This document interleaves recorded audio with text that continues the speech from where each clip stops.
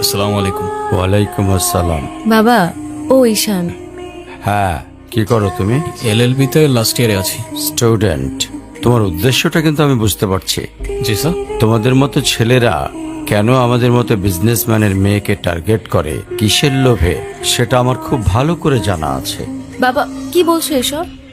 তোমার ফ্যামিলিতে আর কে কে আছে? বাবা মা দুজনেই আছেন, কিন্তু ফ্যামিলি বলতে আমি একা। তার মানে? তারা আমার সাথে থাকে না, সেপারেটেড। ও, তা প্রবলেমটা কার ভেতরে? আপনি ঠিক কি মিন করতে চাচ্ছেন আমি ঠিক বুঝলাম না স্যার। আই মিন, ক্যারেক্টারের প্রবলেমটা কার ভেতরে ছিল, তোমার বাবার না মার? আরে সমস্যা তো আপনার ক্যারেক্টারে। You don't even know the basic manners. কিভাবে কারোর সাথে কথা বলতে হয় সেই ভদ্রতাটাও শেখেন নাই আপনি। আমাকে আসছে আমার বাবা মা নিয়ে কথা বলতে। আর হোয়াট ইউ মিন ভাই তোমার মতো ছেলে? হ্যাঁ, কি টার্গেট করছি আমি? আপনার টাকা? অবভিয়াসলি। আপনার হয়তো আমার ব্যাকগ্রাউন্ড সম্পর্কে ধারণা নেই স্যার।